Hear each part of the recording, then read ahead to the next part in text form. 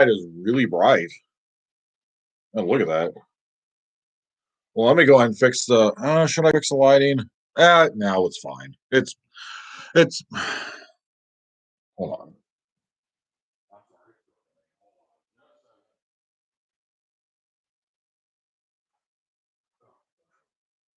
on. That shouldn't be as bad. All right. All right, I'm back. Look at that. I just fixed the window. All right. So welcome, you guys, to another episode.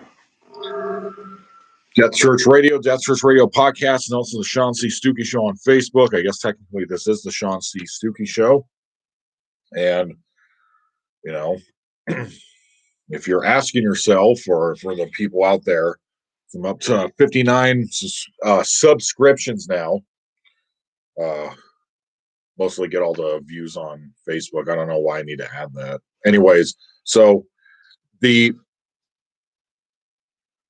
that subscription count. I already forgot what I was going to say. Oh yeah, so filming this right now at 1:19 p.m. on a Monday. So I bet you guys are thinking yourselves, uh, Pastor Sean, what gives? Mondays actually normally would have been my day off anyways, but I've just been feeling so just so sickly recently, um, within the last couple of weeks. But that was just because of my schedule. Okay. But, you know, here's some good news. I'm now back to being unemployed. So that's why I'm recording this episode. This gonna, making an hour-long video every day until I get my next job. I'm gonna take this opportunity to start making these videos. And don't worry, guys, I still have money. So I have another check coming tomorrow, and then that will be the end of that. But that should be able to pay rent and most of the bills. With my wife obviously going to be helping me out because she's still working full time. But unemployment, my old friend, just like the song that me and my friend made about 5 years ago at this point. We remixed the song of, I don't know, it was some like classic rock song. I don't remember what it. I mean, he would know. I don't know. I don't listen to that kind of music, but we did make a song where he was playing the acoustic guitar, singing "Unemployment, My Old Friend." I'll be depending on you again. So, anyways, that's the situation I'm in right now. And the funny thing is this was actually job number 29. So, my longest job I've ever had was writing, and I just got my new box of books. So I guess whoever wants them. I don't know if a show did this in the last live stream for the Death Church Radio Show. I'm not sure, but yeah, it's my eighth book. I've been releasing books for 8 years on 2 different publishing companies. Just got a call from a woman named Shelly right now. I didn't pick up the phone because it was from Doran's House Publishing. They said, Melancholia Studio Apartments, your poetry collection. Oh, we want to talk to you about it. But here's the thing, they want $8,000. Okay. That's the thing when it comes to being a writer. If there are any poets, essayists, novelists, short story writers out there, and let me just go ahead and tell you this. If you get in contact with a publishing agent and this person basically just, what they're trying to tell you is that they want to use your book or your manuscript to put on their platform, at the publishing house, quote unquote. But if they say, okay, well, the package is going to be like $500, or this one was like $8,000. If there's a package, delete the phone number. Don't ever talk to these people ever again. You can go on Kindle Direct Publishing, and that one is free. And you obviously, you're going to be the one that's going to advertise and whatnot. But from this book and literally the other 7 books that came from that website when they originally create space. Sorry, this thing keeps moving. I don't know where to put my legs because this little table keeps like wobbling. It keeps moving around. Anyways, so that's what's going on right now. I am currently unemployed. And so, and there's a possibility this weekend I will be heading down to what is it? This weekend I might be possibly heading down to New Mexico for a funeral, so that's going to be fun. But anyways, so it just seems like that a lot of people had this expectation that 2021 was not going to be as bad. Technically for me last year was not bad at all. I actually benefited a lot last year, but so far coming into this year, what is it, February 8th now of 2021? Yeah, so far this year, I mean, it's not really going that well, but it's okay. I'm a pretty optimistic person. I mean, well, I'm naturally pessimistic. I have to force myself to look in a positive light. I mean, just this morning, I woke up at 6:55. Normally, I'll get up at like 4 in the morning and then stay up till 6, and I'll go back to bed till about 10 or 11, just because of my, screwed up sleep schedule. That's what this job has done to me.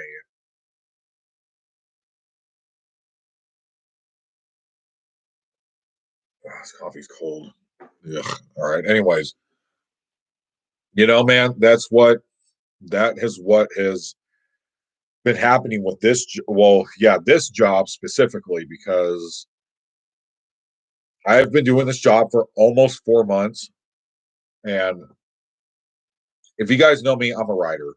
I make these videos. I'm a pastor. I'm a poet. I write poetry collections. I'm working on a short story collection right now. I'm a writer. That's my job. That's my occupation, is writing. So, um, yeah. Anyways, everything else is just to make money, because writing, books don't sell. So, anyways, so I was working for this company called Scottsdale House, and my former boss had just actually told me about maybe 4 hours ago or so, or 5 hours ago, that the check is not ready yet. My final check, for the days that I did come into work before they let me go. The thing is that the guy that I was working with, he's this old Hispanic guy. Actually, he lied about how he lied to the boss, saying that I was leaving and I wasn't coming into my shifts. And instead of just confronting me about it and for us to figure out, okay, who said what in this situation, they're using this as cannon fodder to basically get me out of the job. My wife told me months ago, right before I started this new job, working graveyard shift as security for an old folks home, which is what it is, old folks home, that I was guarding between, on Wednesdays and Fridays. I would come in from 10 p.m. to 6 a.m., and then it would go down to 9 p.m. to 5 a.m. on the other 3 days. And sometimes it would switch. So, anyways, the guy really lied about the fact, because this guy did not like me for whatever reason. I don't understand. We've had nothing but problems basically since the beginning of the job, because I didn't do exactly what he said the first time he told me what to do, even though the training was really bad. The guy did not know what he was doing. And the other guy had a much, you know, better understanding of the job, but he still trained me sort of bad at the same time. Like, it was like 50% better. The thing is, the thing is, guys, is that I'm not even really mad about this, like at all, really, because I'd been filling out job applications for the last 3 weeks. I haven't gotten any callbacks yet. Just one callback, but I found out that the job that I applied for in the security guard field, I found out the company is really shady on Indeed, so I decided to not go. I found out it was a group interview instead of just a one-on-one interview, and that's usually a bad sign. So I decided not to show up for the interview. This was like 2 weeks ago, but anyway, it's not really that big of a deal. When it comes to security, it's like a call center. It's like the call center field. You can pretty much get a job anywhere as long as you're willing to pay, as long as you're willing to put up with all the BS and just basically bad business practices, bad behavior from the managers. If you're willing to put up with these things, then you'll always have a job. So, whatever company, like, it really doesn't matter. So, um, but the job sleep, like the sleep schedule was completely nuts. I seriously was only sleeping um probably about 3 to 4 hours a night sometime, and even on my days off like today, I normally probably would have fallen asleep around maybe like 5:30 and then got up at like 10, like AM, 9 AM. Like I seriously would only sleep 3 to 4 hours, and then I would force myself to try to take a nap, but I would never, only not never, but like 75% of the time when I would lay down and like set alarms, I wouldn't fall asleep for the nap at like 4 or 5 in the afternoon, and then try to get up at 6 or 7, but I'm literally laying in bed staring at the ceiling, like thinking because I can't fall asleep. Sometimes my body will fall asleep. I mean, this was probably about 3 weeks ago. Or no, 4 weeks ago. This was about a month ago. I was seriously laying in bed, sleeping the whole time. I woke up very briefly for like maybe a couple minutes and fell back asleep. I seriously slept almost straight 11 hours. And I seriously do not, I don't even remember the last time that ever happened. Maybe about a year ago. So maybe a year and a half ago when me and my wife went down to the lake to surf. But then I don't know how to surf. But I was just so exhausted from paddling for like 5 hours straight. But anyways, so this sleep schedule has completely screwed me up. I just have not. I getting let go. I did not fight this at all. I thought, like, you know what? I think it's a good thing that I got let go because I didn't quit the job and I didn't get fired. Basically, my boss sent me a message. Well, he didn't send me a message. He left me a voicemail saying that, hey, look, you called out that time when you said your car wasn't starting, which it wasn't, and you called out about being sick and whatnot, which I technically was sick, but you can't control when you get ill. You still want me to, like, basically, like the elderly woman that I was working with got all nervous 2 weeks ago when I said, yeah, I've been sick, but I'm still, but I still showed up to work. Like, and then I don't know. Anyways, because the whole COVID-19 and now there's COVID-20 going around, she was like really nervous to work with me for a little bit. It's like, but you didn't want. It's just it's none of this makes sense. But I don't care. All jobs are stupid to me. I've never I've never seen a point in having a job really, but it's basically just because there's too many hours in the day. But right now I'm like on cloud nine because I don't have, the only BS I'm putting up with right now is with the unemployment services. They can't verify who I am for some reason, even though I gave my social security number. I sent them a picture of my ID, the back of the ID, so they can scan it. I sent all the information, but because they can't link up my new or previous phone number to this account or for my social. I don't know, like literally said, we cannot verify you. You need to start over. And it gave me that message twice. So I sent in a ticket and a representative was going to get to me as soon as possible. I've also noticed I've been slurring my words a lot more lately since I haven't been able to sleep. But I completely got caught up on my sleep within the last probably 2 days. I feel completely normal again. I feel like I'm Sean. I feel like I'm myself. I mean, I do have there's a possibility I do have a sinus infection right now, but I really don't. I mean, I don't think I do. But anyways, so that's what's been going on, man. I was supposed to go pick up my last check today, and I was going to sign a copy of one of my books and give it to my boss and say, "Look, man, no hard feelings. I really don't. Just to be honest, I really never cared about this job. I like the fact that you guys are paying me a lot of money, 13.50 an hour. I mean, that's enough to pay bills. I'm a cheap date. That's what my dad calls me. I need money to buy my books and to buy alcohol. And I really don't, I've kind of always lived my life like that. I really don't need that much money. I mean, I would like to go on vacation every 3 to 4 months. We haven't been able to do that. I haven't gone on vacation in like a year, but that's about it. As long as I can write, as long as I can put the pen on the paper and I can go walk around and listen to music. I can go walk to the park up the street and make these videos and whatnot. Like I honestly, you know, it's very it's very easy to entertain me. I'll put it like that. Like it's not, difficult.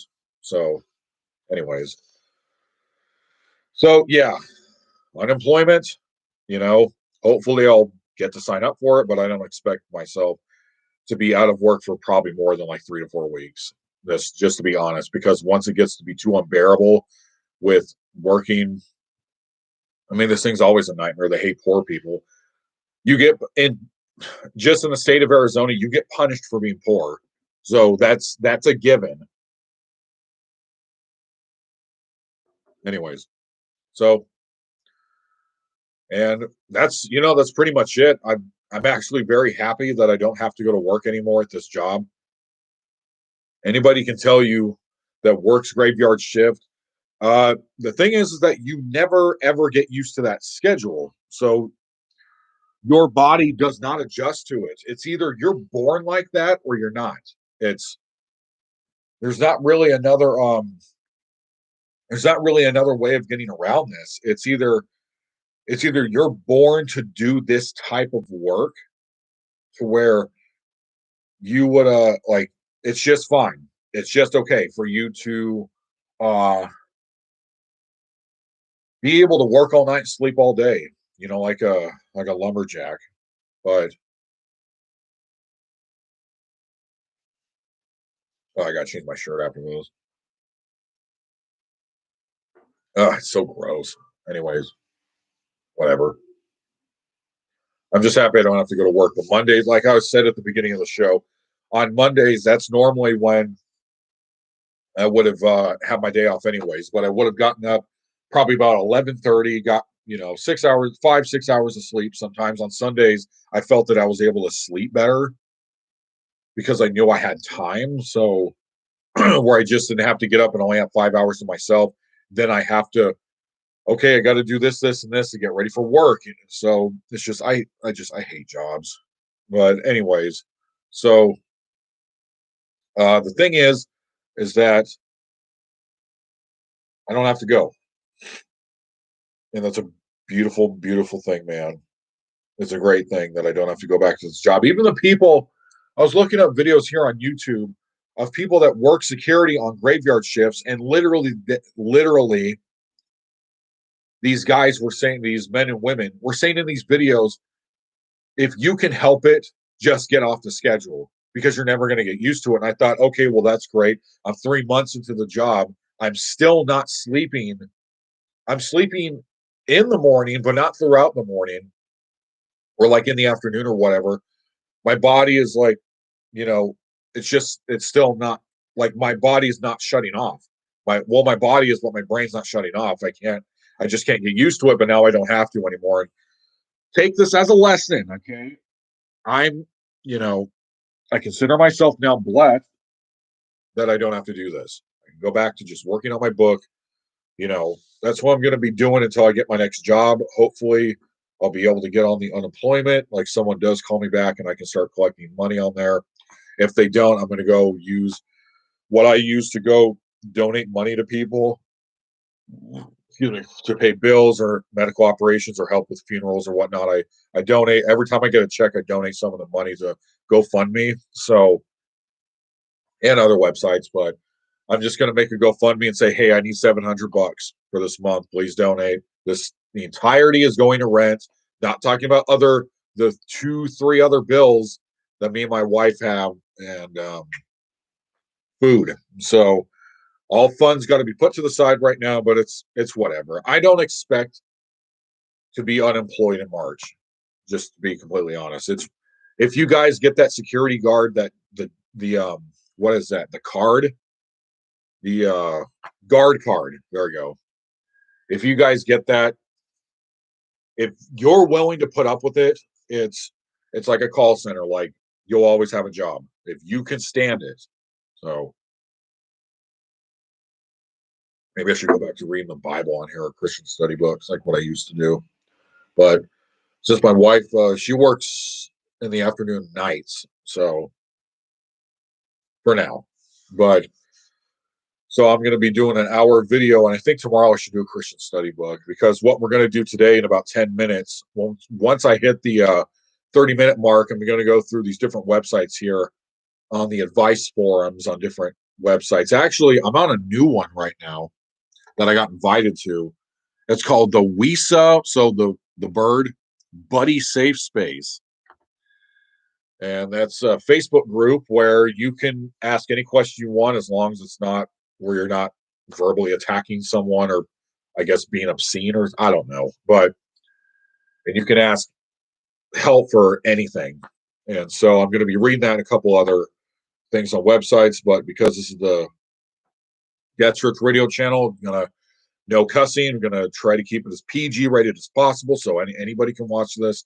Even though I always click on the tab there, these videos are never made for kids ever. But but I try to keep this family oriented. Okay, I try to. I was cussing a lot and I was pretty angry in the last video, but it's like, guys, come on! I just got fired from my job. So, anyways, I basically wrote a poem. But anyways, no one's gonna not like leave the faith because they saw my video and saw that I said a couple cuss words. So means your faith wasn't genuine to begin with. But anyways, I was watching this morning when I was playing StarCraft here. I was listening on the radio show that I listen to every Monday. And it's called The Dividing Line with Dr. James White. I actually put up a clip. It's a 2-minute clip video I actually just uploaded about an hour ago on here. And so I haven't watched this show in maybe almost about a month now. I'm not really sure. For some reason, I think just because I've been so out of it and whatnot, and so focused on getting chores and things done on my day off, or I mean, well, normally for the most part, for the last almost 4 months I've been at this job, I've had absolutely no energy on my day off. I literally have been laying in bed almost the entire day. A couple weeks ago, I didn't get up until 6 p.m. to do anything on on a Monday, because I couldn't sleep, but I didn't know what else to do, so I just stayed in bed. It's like having the graveyard shift at any job. I mean, security is not that bad because it's so slow paced. Like I mean, at this job, you're not really required to really do that much. I mean, because the job I just got let go from. Oh yeah, that's what I was gonna say earlier. My wife was saying a couple months ago, they're only using you so they can get all their vacations out of the way. Everybody that needs a vacation, which was like all the employees, they all need to go on vacation. So they're only going to keep you around, Pastor Sean, until everyone's done with vacations, and then they're going to let you go. And basically, it was like prophecy came to fruition, because that's exactly what happened. The day my boss came back from his vacation is when I got the voicemail saying, "You're fired," basically. Oh, this guy said you left your post when I never left my post. I did exactly what they told me to do, and they were just looking for a reason to get rid of me. Just like at the last job, when I was security for Securitas, at the last location, both my old boss and the facilities manager both told me, for COVID related reasons, we can't continue.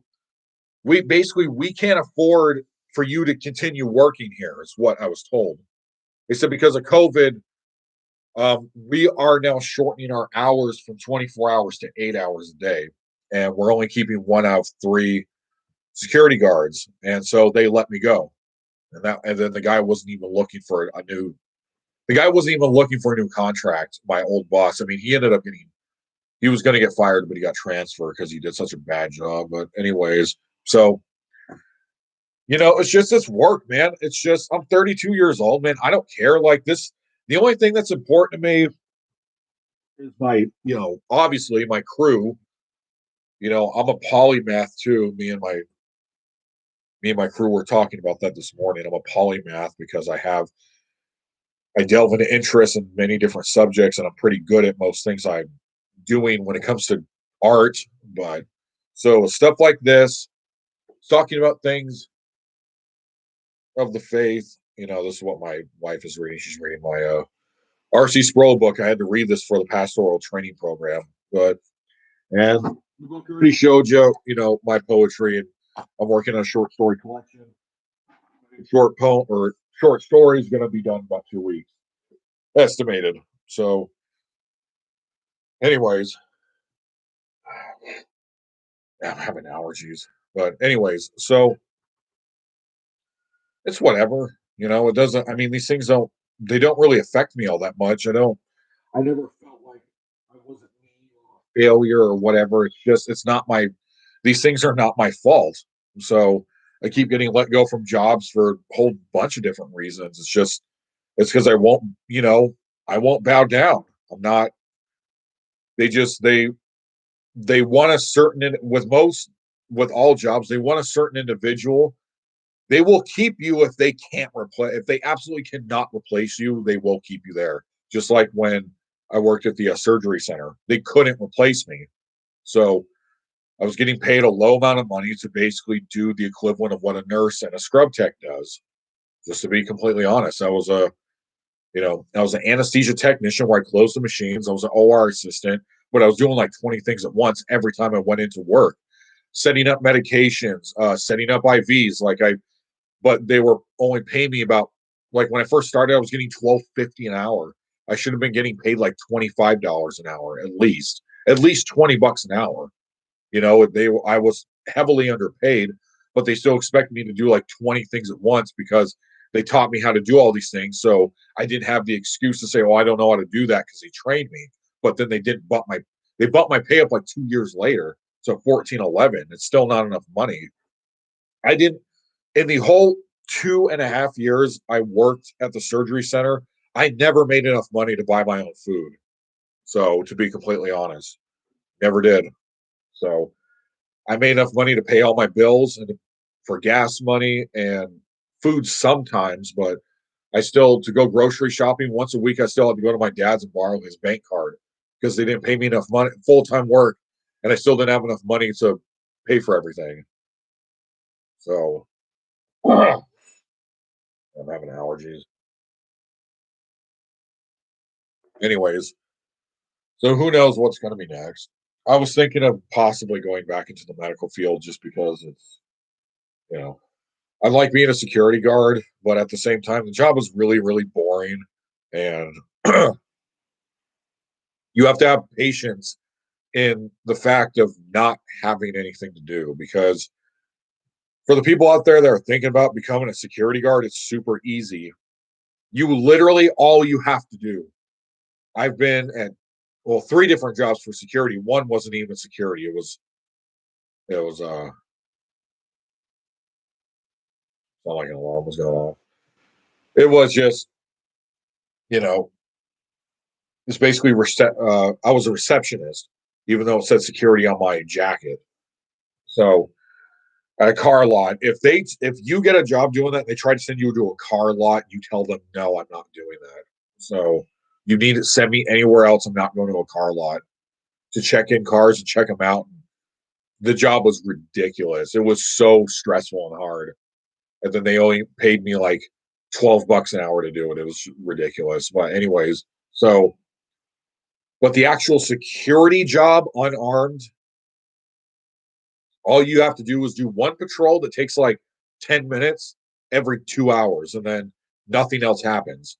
You're basically just screwing around watching Netflix and Hulu on your phone. The whole time I seriously like for like 6 hours straight would just watch YouTube or play my billiards, my pool game or whatever. Like because there was just nothing to do. I came in and I read the Bible. I read almost the entire Torah, all 5 books of the Torah about a week because there's not like it's kind of like a call center. I mean, it's very similar to a call center setting. But anyways, all right. So that's enough of that. Let's go ahead and go to the questions here. Getting tired of complaining. Excuse me. All right. So I'm not going to name any of the names. This is all anonymous. Hi. If anyone is dealing with a loss or depression or anger or even upset, then inbox me and I will always be here if anyone needs to talk. 8 comments. Okay, well, that's good. Um, I mean, I did that on one of those websites one time, but I didn't get any messages back or anything like that. I think it was Therapeer. It was an app I was using, but that app was kind of stupid. I mean, I wasn't really able to help anybody because you had to stay in the chat the whole hour. It would shut off after an hour, but 3 people could go in the room to talk to one person. But their thing is don't argue with the other 2 people. Or if you see 2 people arguing, instead of just addressing the person's question, like then you had to deflate the situation. It's like, dude, I'm not getting paid for this. Like this, so I just deleted the app. It was really dumb. So, anyways, all right, let's go okay, ask a question segment, or I guess part of the group. Hi, any tips for being a teenager? I'm turning it next year and I don't know what to do. I'm 11 and I'm not feeling myself anymore and I want to end it. But I'm not going to, but I have hurt myself before. Oh, okay, I'm sorry. That's not funny. Okay. All right, so I guess we're just gonna jump right off the deep end with this one. I'm 11. I'm gonna end it. So here's the thing. It's it's difficult for me to have empathy for someone who says things like that because it's like if you really think about it, your life is not hard. I mean, I'm sure it's hard in a sense of, I guess, the kid's situation, like living in I understand that of living in a house with a what is that, a tyrant of a mother or parents, or living in a broken home or whatnot. But the thing is that you have to know that this is going to pass. This is a chapter. It's okay. Let me try to frame it like this. I mean, I guess I already did framed it. So these are valid. These are just, it's a valley period of whatever it is this kid's going through, if he's going through something. Because it's just there's a lot of when I was 11 going into 12, like I was a very, very overly sensitive kid. I was super overly sensitive. Um, it's just recognizing, like, dude, like he's a kid. Like, man, I'm not saying I would want to go back to being 11. I'm not saying that. I'm just saying, let's see what someone. I don't really know how to answer this. Let's see what someone wrote in the comments, and then see where we can go from there. Hang in there, things will get better. Pretty much. All right. So this person wrote, it's so hard. A lot of what you're going through is changing hormones, and it affects our thoughts and how we feel about ourselves. It's scary because there's not always something we can do to change it. I would recommend talking to a doctor. They can check your hormones and see if they're at a normal level, or you could possibly need to take something to regulate your hormones for a while. That is perfectly normal. The other thing I would recommend is speaking truth to yourself over and okay, it's just getting annoying. All right, so yeah. Anyways,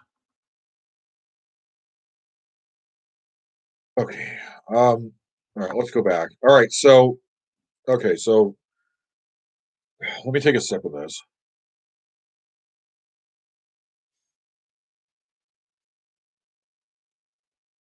See all that grime at the bottom? Oh, there it goes.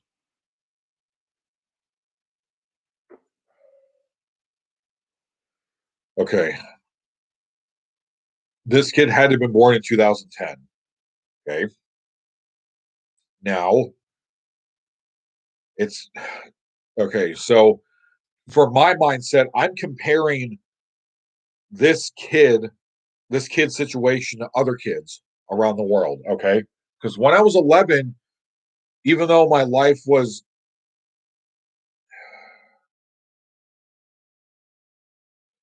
irritating and frustrating a lot of the time, it was it was a really good experience too. It's just mixtures of things. I mean, there's a possibility that the hormones that like, oh, this kid's bipolar, what it's like the whole Ritalin pandemic and the whole, Xanax and fentanyl pandemic and like all this stuff. It's like it's like as a kid, does he what would possess an 11-year-old want to end it, quote unquote? It's like, what aspect of your life is that hard to where you would want to like commit suicide? It's like, dude, you're 11.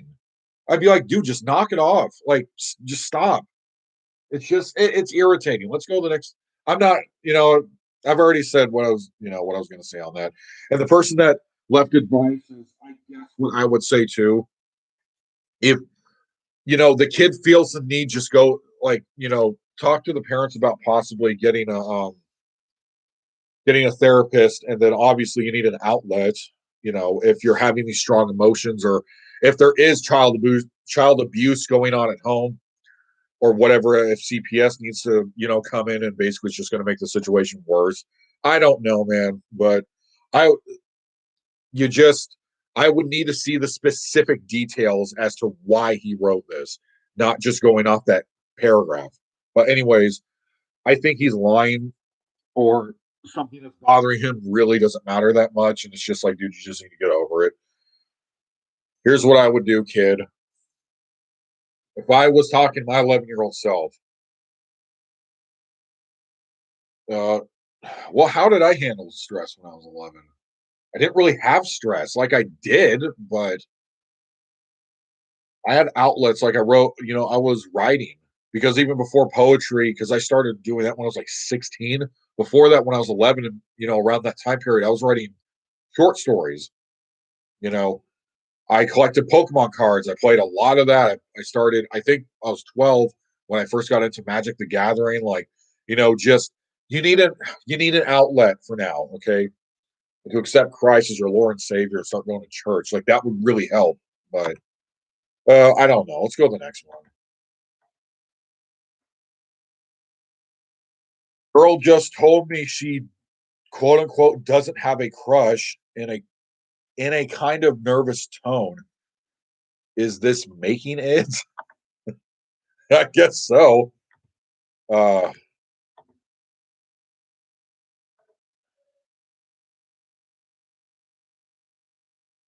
okay.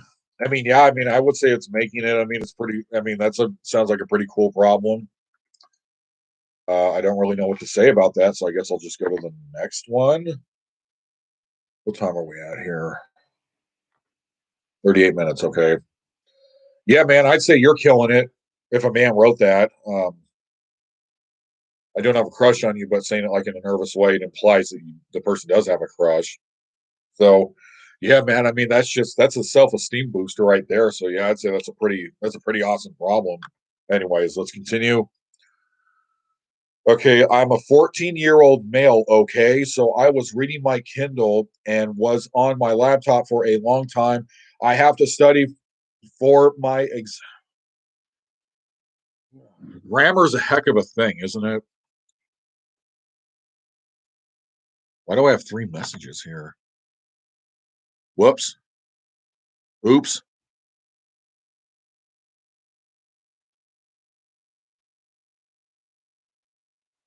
Oh, oh, my thing got deleted from the slapped hand. Okay. Okay, so I'm 14. Um, I was on my laptop for a long time, and I have to study for my exam, but my eyes were ringing, and I got a headache. I Maybe the person meant to write, or this guy meant to write burning.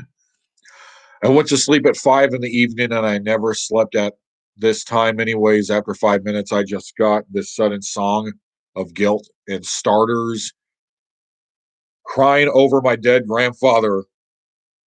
I don't know why it always feels like I could have done something to prevent his death. I just feel like it's my fault, and I keep telling myself that it's not, but I can't help it. I've been crying for an hour. I don't know what to do, man.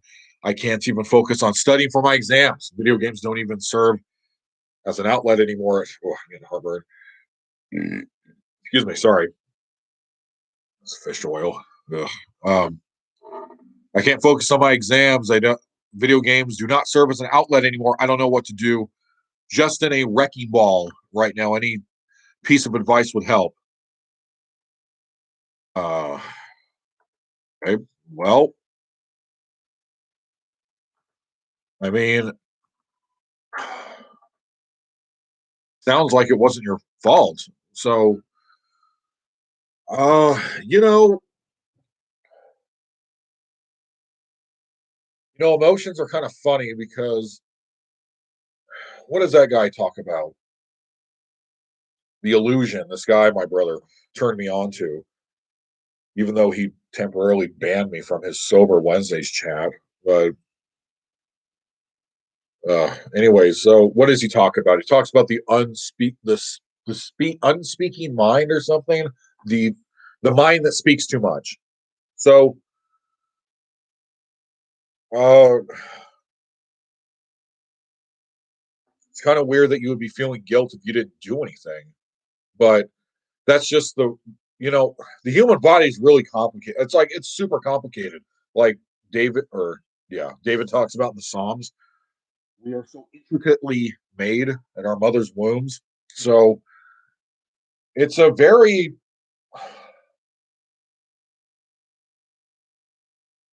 strange thing. Yeah, I'll use that word. Strange thing that you would be feeling guilt for something that you didn't do. But I mean, like subconsciously, this could be linking up to like other things in there. And you're 14 years old. So, I mean, you just turned into a teenager, I'm assuming. I guess whenever your birthday was. But it's just you're experiencing like a plethora of different emotions, like going off in different directions. That's I mean, heck, man, I'm dealing with that now. But anyways, so I'm 32 and I still deal with emotions. I just keep it all inside for the most part. You know, I how I do with my outlet is my music and um, my band and my poetry and short stories. That's how I get things out of my system. But it's just the mind speaks way too much. You don't need to listen to it. It's by doing meditation practices, going to yoga classes. I'm not talking about, the whole third eye meditation stuff. I'm talking about just stretching kind of thing. If they want to do that, just ignore that if you're in there, because when I took yoga, I thought it was very pleasant in a way that it helped calm my racing thoughts. So technically, logically, there is no reason why you should feel guilt. So start taking steps to alleviate this emotion or try to put this emotion, into something else. I mean, so even people that are not artistic and more industrious, they get it's like they are able to rid their guilt in the form of when they work really hard at their job. Penance, there we go. Pain penance. So think of it like that. All right, next one. Okay. In, inter intermittent depression really sucks. Intermediate depression really sucks. I don't know what that is. A few days I am fine, even great, just minding my own business. And suddenly I feel a change. It starts out small and deep inside. It grows and grows until it is big, consuming me, leaving me weak and powerless. I want to prevent it from getting to the point as I end up taking it out of my loved ones. It hurts me and it hurts them. I really want to stop. Any advice, suggestions? Well, I mean, my wife struggles with that. It's a chemical imbalance in the brain. There's from from what okay, I wasn't throwing up the Vulcan sign right there. For two reasons that I can think of. It's spiritual or it's the brain. It's one of those two things. Spiritual in a way that it could be spiritual warfare, and it's just because you're not Christian doesn't mean you're not going to experience these things in the outer realms of demons attacking you or trying to confuse you or whisper thoughts in your head, whatever. Like the spirit realm is just as real as the physical. Like just, with this pillow that I'm holding right now, this is just as real as what's going on out there that we can't see. A lot of people get, it's how a lot of people get like pneumonia, cancers, um, getting a car accidents, dictating, which way the Super Bowl is going to go. I mean, a lot of this is spiritual. So it could be that. And what I would suggest for that is this guy's name is Evangelist something, but there's also Brother Carlos that has just type in 7 hour prayer or 6 hour prayer. Type that into YouTube and just let it play at night on a low volume. It to me, it really, really helps because when you have, or just type in anything that's like Jesus Bible prayer video, and then it's like someone reading the Psalms or someone who wrote out a prayer that is themselves attacking the demons to clean your house, like spiritually. Try that for like a week and then see what happens. Or it's what my wife has, and it could be just a chemical imbalance, and basically we need to get Zoloft or a low dosage of Xanax. Or I mean, I don't know. I don't take medications for this. I probably should, but I don't. I regulate my emotions by exercising, but it's just because mine are mild. Like my wife's is kind of severe, so I would suggest for you to speak to a doctor and get on antidepressants or some kind of pain medication that's like at a low volume kind of thing, microdose kind of thing, and then just see how that is because it sounds like it's something in your brain. Or or it could be that you need to go see a doctor. You genuinely need to pay to sit down to do therapy. It's like it could be a bunch of reasons. Just start trying one thing at a time. All right. So next one. Okay, this one's long. Guys, we're almost at the hour mark, so we'll do this for about 10 more minutes. Okay. I wish slur my words a lot lately. I wish I were at home with my paints and minis. I just want to paint and relax, but I can't. If it's not work, it's my girl not understanding that I need time alone to focus on a singular task. That's not her. It's funny that there are anonymous people wanting girlfriends that are like this, that she always wants your time and attention. It's exhausting to the point that I can no longer enjoy my time as it feels wrong to focus on me. I'm slowly suffocating and it's hard to express it to her because I feel like I'm the bad guy for wanting space. How how do you ask for space when they break down thinking they are the ones messing up?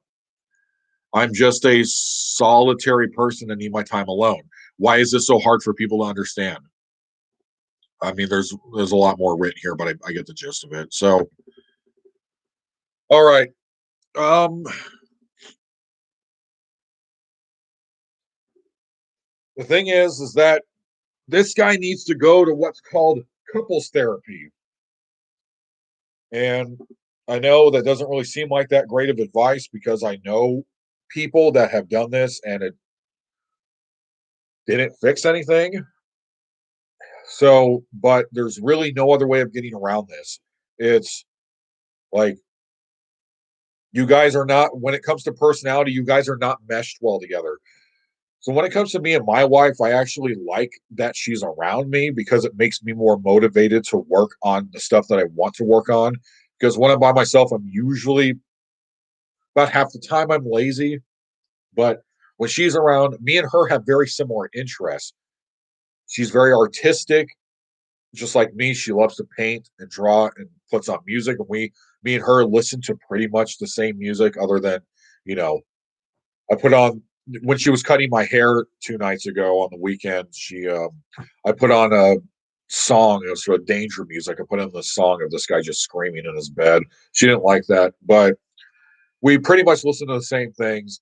And so the problem is that, but there's a lot of people out there that need time by themselves. Like, especially a lot of guys are like this. They need to be by themselves sometimes. So I used to get out of this in my last relationship and with other people by just either leaving to go to a park. Like, I would go to this walking trail that was like my favorite place to go to, and I would force myself to stay there for like at least an hour, up to 2 hours. I would just force myself to walk around and just look at things there and basically just relax. But it seems like this guy wants to paint with his minis and whatever that is, and draw and whatnot, and that she needs to leave and go somewhere else for the day or a couple hours. So she's not going to understand that because it sounds like she's way too over emotional. So you need to go see a therapist and you guys need to work. This is going to take to get this through to her, even though it seems basic to you. This is going to take like a year of therapy, like going to see your therapist every 1 to 2 weeks. I mean, it doesn't sound good, but that's just looking at it realistically. And you also have to look at it in a way that this is never going to change. So you may have to consider breaking up with her, unfortunately. Let's go to the next one. My usually pretty tough dad cried for the first time in a while because he's so lonely when his kids are away. What do I do? Oh boy. Okay. Why did I want to be I have a degree in psychology and I have a trade degree in pastoral training. So I can do these things, but why did I decide to do this? I don't even have to do this video. I don't want to, but my degree's from Yale, okay. Psych 101, I passed it with a B plus. Anyways, let's continue.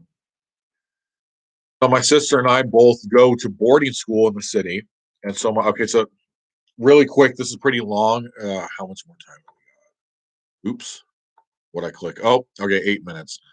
So this is going to be the last question unless I can figure this out quickly, then I'll read one more. So my dad is left alone on his farm with nothing but his pets for months at a time. Okay, it wasn't always this way as my mom used to live with him, but they separated and she moved to the town next door, 20 minutes away. They're still sort of friends. So when they're both feeling lonely, my dad goes over and they may have a meal together, which is nice, but my mom's quite rude to him and treats him like a slave to do all of her gardening, etc. I don't need to read any more of this. I know what the problem is. So the problem is, why is my face getting red? I don't know. Look at that. My face is getting red. Anyways, so I don't need to read more. I know what the problem is. So let's go back to the first line here. So we're both out of school, boarding school. My dad is left alone on my farm with nothing but pets for a few months at a time. There we go. That's the issue. He needs to get out and start doing things. That's pretty much it. It's like, it's here's the thing. I saw in Frasier once that Niles told Frasier that 80% of therapy is pretty much just common sense. It's just the person that needs help needs to hear it from you. They already have it in their head. They already know what to do. They just, but they're of confidence for you to tell them, look, dude, if you don't have any friends, why don't you just try to go make friends? Like, why don't you start planning maybe once a week to leave?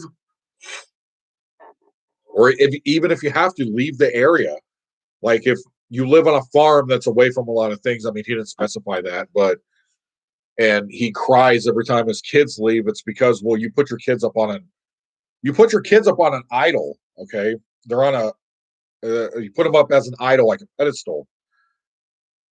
Look, the thing is that here's okay. If he was here with me, I would tell him, put this in your prayer list and start praying to God every day that He puts people in your path for you to become friends with.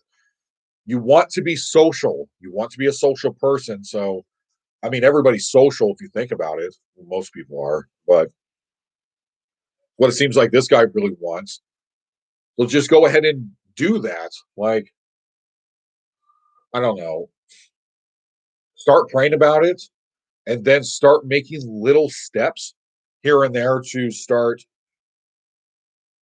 um leaving to go be around other people. Like if I don't I mean, just as a farm, so if there's like a Starbucks nearby or a place that's like, I don't know, that you play pool at, like I mean, a church, that's a good one. Um, I mean, if I was you, I would just go to it and I didn't have any friends, I would just go to the local church. And even though it'd be really awkward at first, I would then walk up to a table and just sign up for something to go attend something. And then eventually you would start making friends. And if you don't like those, you would have friends, even if you didn't really like them or you don't have anything in common. At least they'd be your friends or associates. And then that time period, write down in your prayer list that you want a best friend or someone that you feel you can really connect to without needing to have, you know, your horrible ex-wife and your kids to be around. It's just incremental steps. So I got 4 more minutes here. Let's do one more question. All right.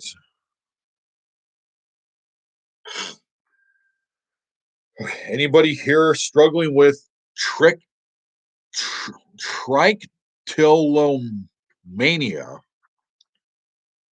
Let's look that up really quick. Like Moses, I have a weird lisp now. Okay, what is this? Trichotillomania, also referred to as hair pulling disorder. My aunts actually had this.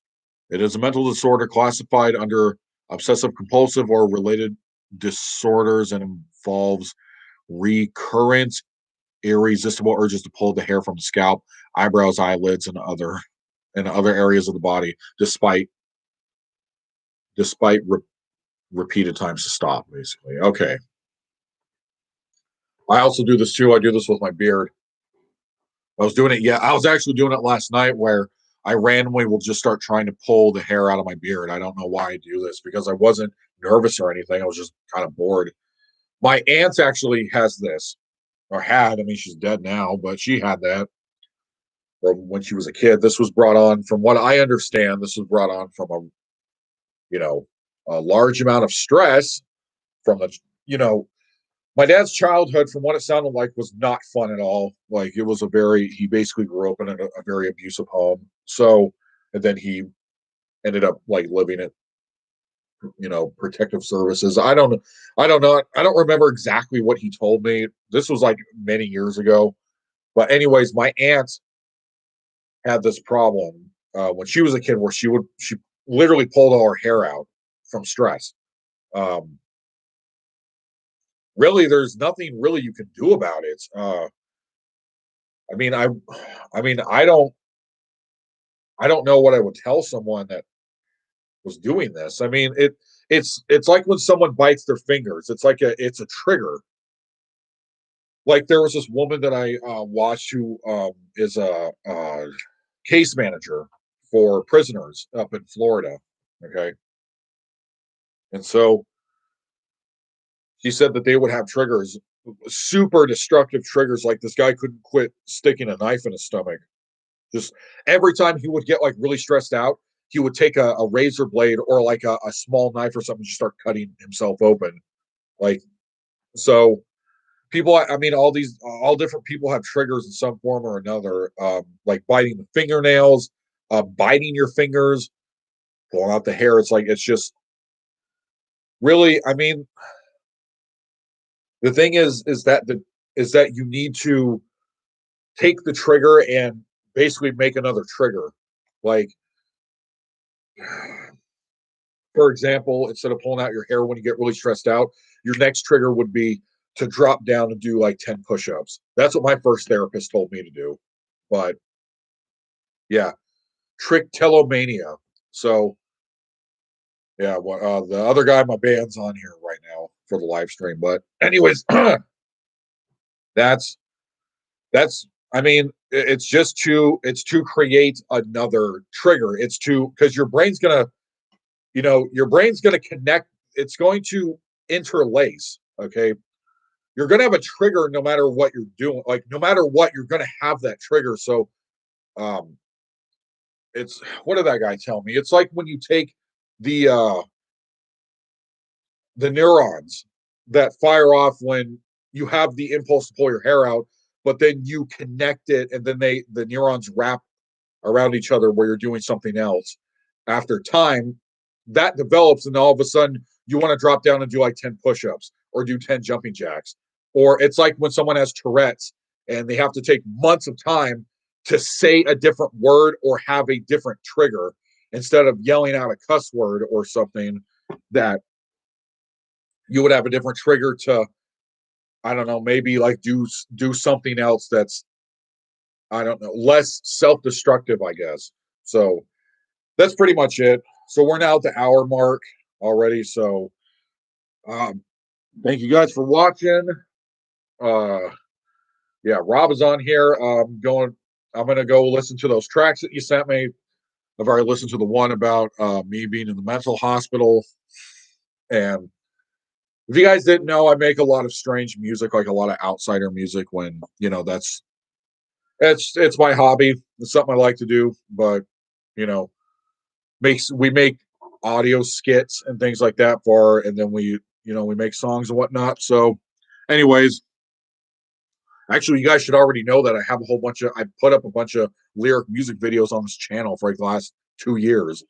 But anyways, so what was that one? Jesus, what was the last one? With the Toes on Tails remix. I forgot the name of the song. But anyways, so thank you guys for watching. I'm going to be doing this every day from now on until I get my next job. So at 1 p.m. Eastern Specific Time or Eastern Standard, I don't know what it's called. Actually, I'm on Mountain Time. So this is so for Mountain Time, okay.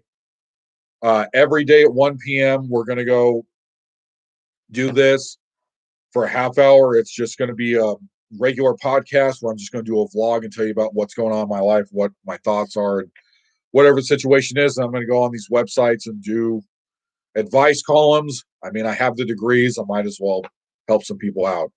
All right. Thanks for watching.